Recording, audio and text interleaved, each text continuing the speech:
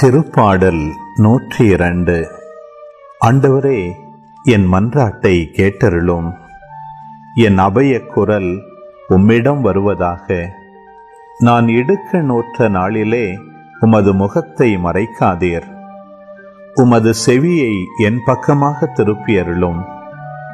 நான் மன்றாடும் நாளில் விரைவாய் எனக்கு பதிலளியும். என் வாழ்நாள்கள் புகையென மறைகின்றன.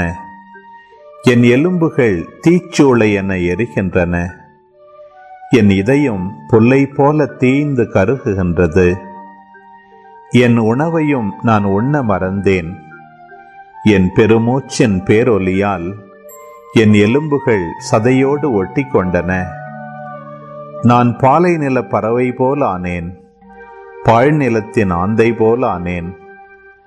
நான் தூக்கமின்றி தவிக்கின்றேன். கூரை மேல் தனிமையாயிருக்கும் பறவை போல் ஆனேன். என் எதிரிகள் நாள் முழுதும் என்னை இழித்துரைக்கின்றனர். என்னை எள்ளி நகையாடுவோர் என் பெயரை சொல்லி பிறரை சபிக்கின்றனர். சாம்பலை நான் உணவாக கொள்கின்றேன். என் மது கலவையோடு கண்ணீரை கலக்கின்றேன். ஏனெனில் உமது சினத்திற்கும் சீற்றத்திற்கும் உள்ளானேன். நீர் என்னை தூக்கி எறிந்து விட்டீர். மாலை நிழலை போன்றது எனது வாழ்நாள். புல்லென நான் உலர்ந்து போகின்றேன். ஆண்டவரே, நீர் என்றென்றும் கொலுவீற்றிருக்கின்றீர். உமது புகழ் தலைமுறை தோறும் நிலைத்திருக்கும். நீர் எழுந்தருளி சீயோனுக்கு இரக்கம் காட்டும். இதோ குறித்த காலம் வந்துவிட்டது. அதன் கற்கள் மீது உம் ஊழியர் பற்று கொண்டுள்ளனர். அதன் அழிவை நினைத்து பரிதவிக்கின்றனர். வேற்றினத்தார் ஆண்டவரின் பெயருக்கு அஞ்சுவர்.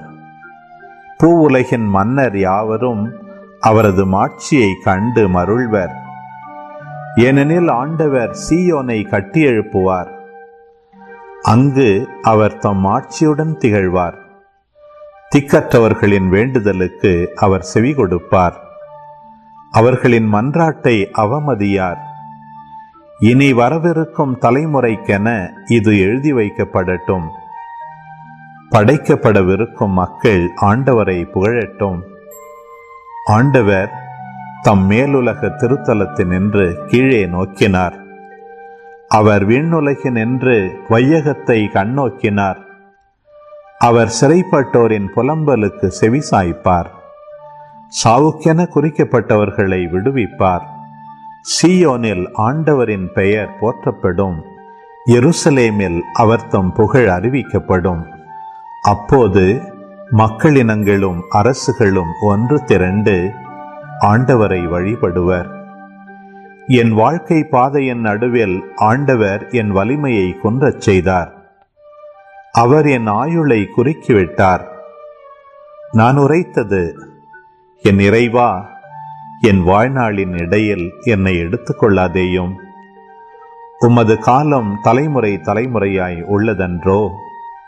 முற்காலத்தில் நீர் பூ உலகுக்கு அடித்தளமிட்டீர். விண்ணுலகம் உமது கைவினை பொருள் அன்றோ? அவையோ அழிந்துவிடும், நீரோ நிலைத்திருப்பீர். அவையெல்லாம் ஆடை போல் பழமையாகும். அவற்றை நீர் உடை என மாற்றுகின்றீர். அவையும் மறைந்து போம். நீரோ மாறாதவர்.